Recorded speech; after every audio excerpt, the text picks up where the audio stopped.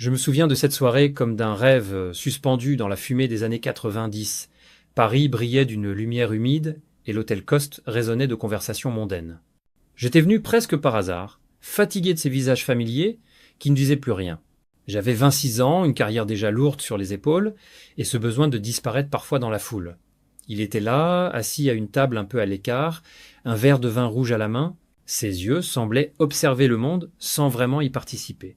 Quand nos regards se sont croisés, le bruit autour de moi s'est effacé. Ce n'était pas un coup de foudre, plutôt une reconnaissance silencieuse, comme si deux âmes fatiguées se saluaient sans mot dire. Il n'a pas parlé tout de suite. J'ai senti son regard suivre le mouvement de mes mains, la façon dont je faisais tournoyer la fumée de ma cigarette. Puis, il a souri d'un sourire presque timide, inattendu chez un homme qu'on disait rebelle, indomptable. Nous avons échangé quelques phrases banales sur la musique, sur le vin. Mais, sous cette banalité, il y avait une tension douce, un fil invisible qui nous reliait déjà. Quand il a ri, j'ai reconnu dans ce rire quelque chose de profondément humain, presque fragile. Et je me suis dit, voilà quelqu'un qui comprend le vertige d'exister. Cette nuit-là, nous avons marché longtemps, dans les rues, encore tièdes. Il m'a parlé de sa fille, de ses rôles, de ce besoin constant de fuir. Moi, je lui ai raconté la mer, les chansons écrites dans la solitude, les années où la célébrité m'avait volé la simplicité. Nous étions deux êtres blessés par la lumière, cherchant à nous réchauffer l'un à l'autre, sans nous brûler. Quand il m'a raccompagné devant ma porte, il n'a pas essayé de m'embrasser. Il a simplement effleuré ma main, un geste d'une tendresse rare. Je suis monté chez moi, j'ai ouvert la fenêtre. Paris dormait, indifférente, j'ai respiré l'air de la nuit en pensant à ce regard, à ce sourire qui semblait déjà me hanter. J'ai su alors, sans vraiment le vouloir, que quelque chose venait de commencer, pas une histoire de cinéma, mais une rencontre que le hasard avait préparée depuis longtemps. Il y a des instants où la vie change de couleur sans prévenir. Celui-là en fut un. Le lendemain, tout me semblait différent. Le monde avait la même forme, mais à un ton plus doux, comme si la lumière, elle-même, s'était faite complice. J'ai chanté toute la journée, sans raison. Et le soir, son nom revenait, obstiné, dans le rythme de mes chansons. Johnny. Ce prénom sonnait comme une promesse et une mise en garde. Je ne savais pas encore qu'en le laissant entrer dans ma vie, je venais d'ouvrir la porte à la fois du paradis et du chaos. Mais à cet instant précis, tout ce que je voyais, c'était un homme au regard clair et la possibilité d'un amour à inventer. Les jours qui ont suivi ont eu le goût d'un été sans fin. Il est revenu à Paris pour me revoir, sans escorte, sans photographe, comme s'il cherchait à redevenir anonyme. Nous marchions souvent sur les quais, main dans la main, riant de la maladresse de nos silences. Johnny parlait peu, mais chaque mot semblait peser, chargé d'une gravité douce. Il aimait mon accent, ma réserve. Je découvrais chez lui une délicatesse que son image publique ne laissait pas deviner. Très vite, la ville devint trop petite pour ce que nous vivions. Nous avons cherché ailleurs un lieu à nous, loin du tumulte et des regards. Dans le sud de la France, à Plan-de-la-Tour, nous avons trouvé cette maison perdue parmi les oliviers, une bâtisse ancienne, aux volets bleus délavés, qui sentait la pierre chaude et le romarin. C'est là que nous avons inventé notre monde. Les matins sentaient le café et la terre mouillée. Les enfants couraient dans le jardin, leur rire s'envolait jusqu'aux collines. Johnny sculptait, peignait, grattait sa guitare sous le figuier. Moi, j'écrivais des chansons pendant qu'il préparait le dîner. Nous étions simples, presque invisibles, et cela me rendait heureuse. Je revois encore ces soirs d'été où nous restions dehors jusqu'à la nuit complète, les lampions vacillant autour de la table. Il me parlait de ses rêves, de cinéma, de ses peurs aussi. « J'ai toujours peur de me perdre », m'a-t-il dit un soir, les yeux dans le vide. J'ai répondu « Alors perds-toi ici, avec moi ?» Il a ri, puis il m'a embrassé avec cette intensité tranquille qui n'appartient qu'aux hommes fatigués. Nous n'avions besoin de rien d'autre, ni de gloire, ni de promesses. Seulement de cet instant suspendu, entre la mer et les collines, nos vies se tissaient autour de petits riens. Les dessins d'enfants collés au frigo, les chansons écrites sur le coin d'une nappe, les anniversaires improvisés. Parfois, la presse se souvenait de nous, les photographes attendaient devant la grille, mais nous restions à l'intérieur, protégés par nos rires et nos silences. Je voyais en lui un homme apaisé, presque humble. Il m'appelait « mon paradis » avec un sourire tendre, et un brin d'ironie. Pourtant, au fond de moi, je savais que ce bonheur avait quelque chose de fragile. Johnny portait en lui une mélancolie que même la douceur de la Provence ne pouvait dissoudre. Par moments, je le voyais s'éloigner du regard, comme si un autre monde l'appelait. Je ne disais rien. Je le laissais partir dans ses pensées, en espérant qu'il reviendrait. Et il revenait toujours, les mains couvertes de peinture, le sourire un peu coupable. Ces années furent notre refuge. Une parenthèse d'or dans le vacarme du monde. Je croyais qu'elle durait toujours, que la beauté suffisait à retenir la vie. Mais les plus beaux paradis sont aussi les plus vulnérables. Un jour, sans que je m'en aperçoive, le vent a tourné. Le vent du large a soufflé d'Hollywood jusqu'à nos collines, emportant peu à peu la paix que nous avions bâtie. Quand Johnny a accepté de reprendre son rôle dans Pirates of the Caribbean, j'ai su, sans qu'il le dise, que quelque chose allait changer. Je l'ai vu faire sa valise, ses mains hésitant sur les chemises, comme s'il craignait déjà l'absence.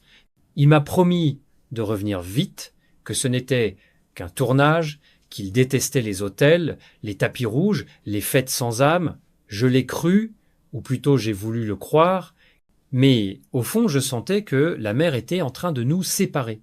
Les mois ont passé. Le téléphone sonnait tard, souvent à des heures floues. Sa voix me paraissait lointaine, étouffée par la fatigue, par le bruit des studios et de la gloire. Les journaux s'emparaient de lui, en faisaient une icône, un mythe. Et moi, dans ma maison du Sud, je devenais une ombre discrète, celle qui attend. Je continuais d'écrire, de chanter, d'élever nos enfants. Je voulais que tout paraisse normal, que leur père reste un héros dans leurs yeux. Mais la nuit, lorsque tout dormait, je me surprenais à parler à la lune comme si elle pouvait me le ramener. Il revenait parfois entre deux tournages, chargé de cadeaux, de sourires et de fatigue. Nous nous retrouvions comme deux étrangers qui se reconnaissent à peine. Il me disait « Paris me manque », toi aussi, mais son regard restait ailleurs, tourné vers des images que je ne pouvais pas atteindre. Je voyais dans ses yeux cette lueur étrange, celle des hommes qui appartiennent à trop de monde. Je l'aimais encore, mais je savais qu'il s'éloignait lentement, inévitablement. Un soir, dans le salon éclairé à la bougie, je lui ai demandé « Es-tu heureux là-bas » Il a haussé les épaules, a bu une gorgée de vin et m'a répondu « Je ne sais plus où je suis heureux ». Ces mots m'ont transpercé. Le silence qui a suivi valait mille adieux. Les rumeurs commencèrent à se glisser dans les magazines. Soirées arrosées, visage inconnu à son bras, confidence d'actrice. Je feignais de ne rien lire. Le monde voulait des drames, des fissures, des larmes. Mais ce qu'il ignorait, c'est que les drames les plus profonds se déroulent dans le silence d'une chambre où deux âmes ne se comprennent plus. Je continuais de chanter, mais ma voix changeait. Elle portait ce tremblement discret qu'ont les cœurs fatigués. Dans mes chansons, il y avait son ombre. Et même quand je montais sur scène, je cherchais son regard dans la foule, alors qu'il n'était plus là. C'est à ce moment que j'ai compris que le plus grand danger pour un amour n'est pas la trahison, mais la distance, celle qui s'installe doucement, sans bruit, jusqu'à transformer l'autre en souvenir vivant. Les années 2010 furent celles du silence. Ce silence lourd qui s'installe entre deux êtres qui se sont tout dit. Johnny vivait désormais presque toujours de l'autre côté de l'océan. Je voyais son visage dans les magazines, ses yeux fatigués, ses gestes un peu perdus. Moi, je restais en France, à Paris, puis à la campagne, essayant de préserver les enfants du bruit de nos absences.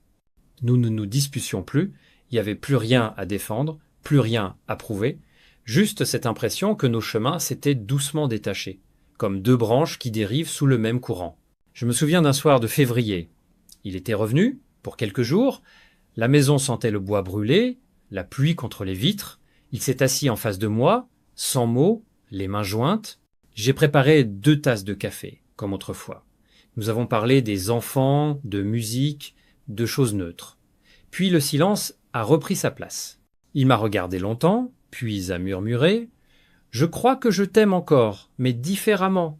J'ai senti les larmes monter, mais je n'ai pas pleuré. » J'ai simplement répondu « Moi aussi, mais je ne peux plus te suivre. » C'était la première fois que nous disions la vérité sans chercher à la rendre belle. Aucun cri, aucune porte claquée, seulement une tristesse tranquille. Le lendemain, il est parti tôt, laissant derrière lui une odeur de tabac froid et un carnet à moitié rempli de dessins. J'ai tourné les pages et j'y ai trouvé un croquis de moi, assis au piano, la tête penchée. En dessous, il avait écrit « Still my home ».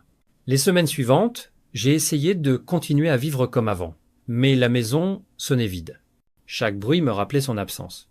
Le grincement d'une chaise, le vent dans les volets, les pas d'un homme qui ne reviendrait plus. Les enfants posaient des questions.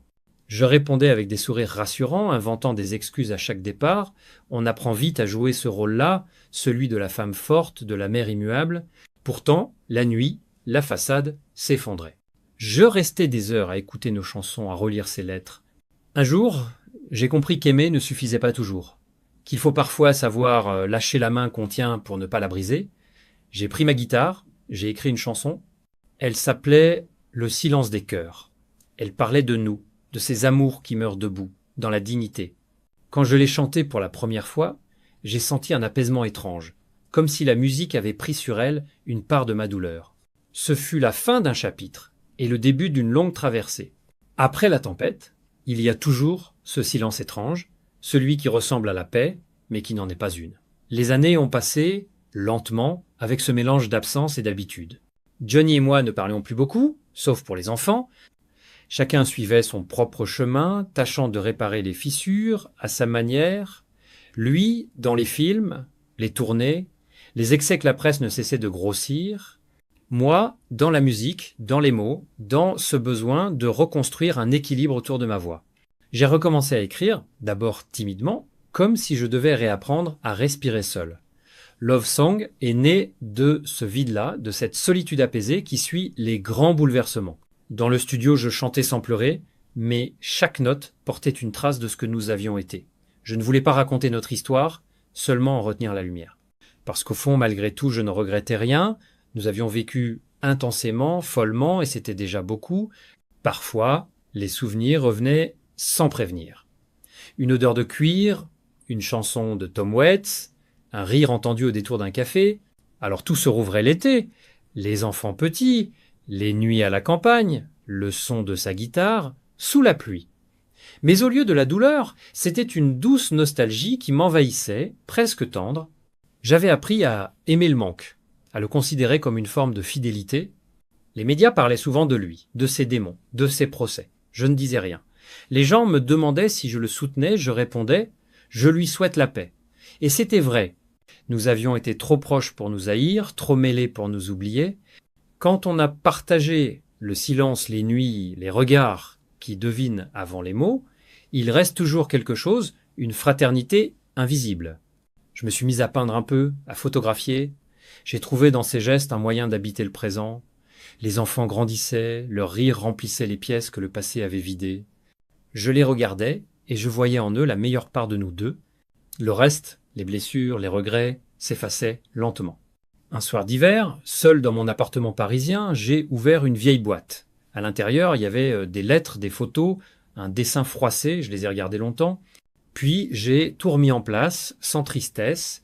Le temps n'avait pas effacé notre histoire, il l'avait simplement rendue supportable. J'ai compris ce soir-là que certaines amours ne se terminent pas. Elles se transforment, changent de forme, d'espace, mais continuent de battre, quelque part à l'abri du monde. Les années ont filé, douces et rapides, comme une chanson qu'on croit connaître par cœur, mais dont les paroles changent à chaque écoute. Aujourd'hui, je vis près de la mer, dans une maison simple, entourée de silence et d'odeurs salées. Les enfants sont grands, ils rient fort, ils vivent sans se retourner. Parfois, quand la lumière tombe sur l'eau, je me dis que j'ai enfin trouvé la paix, ou du moins une forme de calme qui lui ressemble. Pourtant, il suffit d'une chanson à la radio, d'une photo oubliée dans un magazine, pour que tout remonte. L'autre jour, en feuilletant un journal, j'ai vu son visage. Johnny, les cheveux gris, le regard apaisé, on disait qu'il revenait au cinéma, qu'il jouait un roi blessé dans un film tourné en Europe. J'ai senti un sourire me traverser sans que je le veuille. Il avait l'air fatigué, mais vivant. Et c'est tout ce que je pouvais souhaiter pour lui, la vie, malgré tout. Le soir même, j'ai mis un disque, un vieux vinyle de Jacques Brel, la chanson des vieux amants. Les premières notes ont envahi la pièce. Et soudain, j'étais ailleurs, ramené à cette maison du Sud, au rire, à la poussière dorée sur sa peau. J'ai fermé les yeux. Sa voix résonnait encore quelque part en moi, mêlée à la mienne, comme une empreinte indélébile. Il fut mon chaos et ma lumière, mon naufrage et mon abri. Je ne cherche plus à comprendre pourquoi certaines histoires s'achèvent sans se terminer. Nous avons simplement cessé d'être ensemble, mais nous ne nous sommes jamais vraiment quittés. Chaque amour laisse en nous une trace invisible, une respiration qui continue après le silence. J'ai aimé cet homme avec tout ce que j'étais, et peut être que cela suffit pour donner un sens à une vie entière. Le temps n'efface rien. Il apprend seulement à vivre avec ce qui ne s'efface pas. J'ai compris que l'amour n'a pas besoin d'être vu pour exister, ni d'être sauvé pour demeurer vrai. Il suffit qu'il ait vécu, intensément, honnêtement.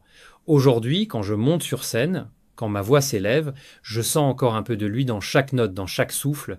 C'est pas de la tristesse, c'est une reconnaissance, celle d'avoir traversé le feu et d'en être sortie vivante. Parfois, le soir, je m'assieds sur la terrasse. Le vent joue dans mes cheveux, les vagues murmurent au loin. Je pense à lui, quelque part dans un autre fuseau horaire, peut être en train de dessiner, de rire ou de rêver. Alors je ferme les yeux et je murmure, presque pour moi-même, merci, parce que sans lui je ne serais pas celle que je suis. Et la mer, complice, m'apporte en retour un écho que seul le cœur sait entendre. Vanessa Paradis raconte, à travers la mémoire et la douceur du temps, son amour intense et fragile avec Johnny Depp. De Paris à la Provence, de la lumière au silence, ils ont connu la passion, la distance et la séparation sans jamais se perdre vraiment. Les années ont transformé leur histoire en souvenirs apaisés, en traces indélébiles de tendresse et de douleur mêlée. Aujourd'hui, Vanessa vit dans la paix, consciente que l'amour n'a pas besoin d'être visible pour exister. Ce qui a été vécu reste vivant, comme un souffle discret dans la musique du temps.